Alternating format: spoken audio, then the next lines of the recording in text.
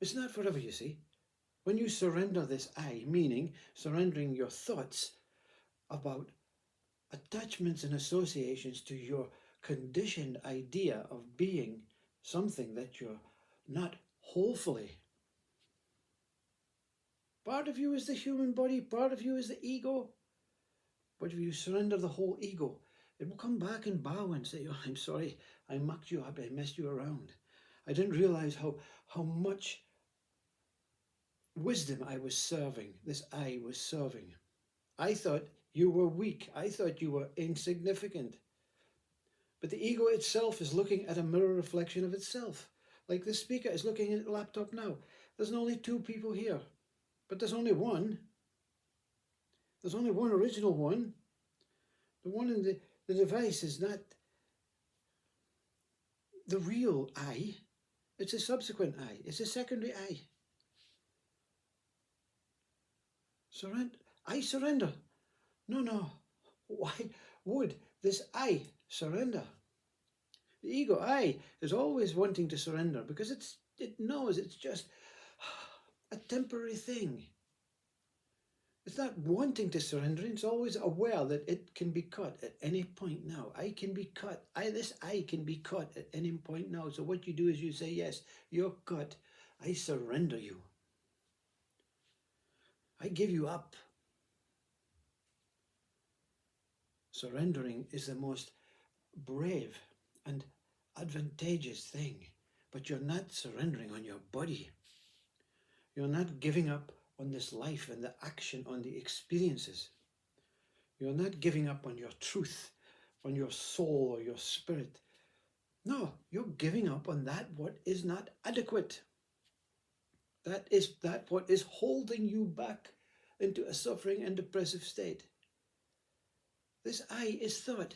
This I is based on an idea, a concept that was ingrained, indoctrined into you and me and everyone when we were a child. But not as a punishment, not as a conspiracy, but to see how you can get out of it. But there's not you getting out of it. There's not it getting out of you. And you just have to shoo it away.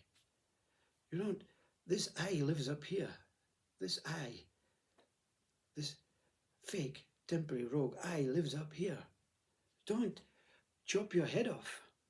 Just don't associate with that I. The real I is here and now. It is presence, awareness. It doesn't say, I am this man, I have a life, I was doing that 7 years ago, I'm going to do that tomorrow. That's up there. That's a planned, organized I. Yes, whatever you want me to say, I'll say it. I'm bored, you know. Yeah, okay, I'll have to give him some more information. What do you think you're going to do on Tuesday? Oh, God almighty. And then ego I answers itself, well, let him do this on Tuesday. I want to do this on Tuesday. Yeah. No, the real I, the I that never has to surrender, the I that is pure. It is pure 100%. Genuine, original state that was here and it has never not been here. There's not a beginning to this I. The subsequent I is the beginning of I, that shadow I when the mind was born, that the speaker experienced and Rumi experienced. When you go into this I and see through this fake I, this surrendering I, you go in and see it and go right back into the depth of it and its beginning point, and you see beyond it.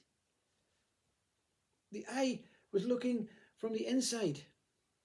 You're looking from the inside with an eye that looks from into the outside, and that eye is pure.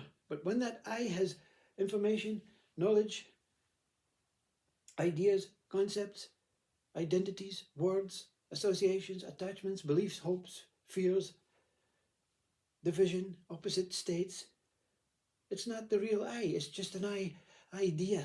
Rule the idea, rule the idea. I surrender? No way. Just surrender I. And when you come back into this life, if you have to come back into this life, because this is the only thing you have to do to transcend this human state and go somewhere else in this universe as something else. You don't know what it is. It may not be superior. It's going to be the same. Everything is the same. But if you have to come back, you'll not subscribe to this shadow I again. You'll just come in and say, no, no name for me. Parents give you a name, yeah, whatever. Yeah, go on. No, not associating, not fitting into the system anymore. The system is a self-destructive thing. And ego is self-destructing as we speak. You don't really have to do anything. But if you're suffering and depressed and anxious and wondering what the hell's going on and you don't want to be here anymore, then surrender I.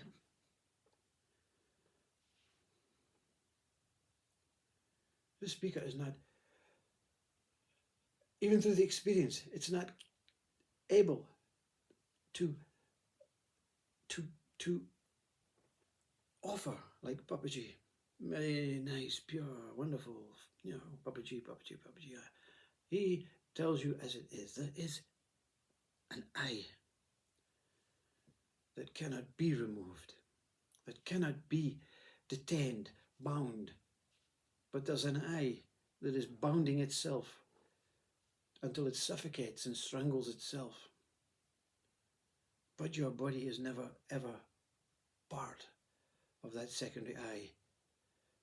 It may be talking about the body. It may be thinking about the body. But it has no effect on your body until you realize or you believe that you are the secondary I. And then that I and that body come together, and body says, okay, then I surrender. But the body will not surrender if the original I simply keeps it safe, supports it, loves it, and gives it that love, that contented life that this body deserves. Surrender I. Give up the thoughts. Give up I. The word, the syllable. Not anything to do with you and your body. Namaste.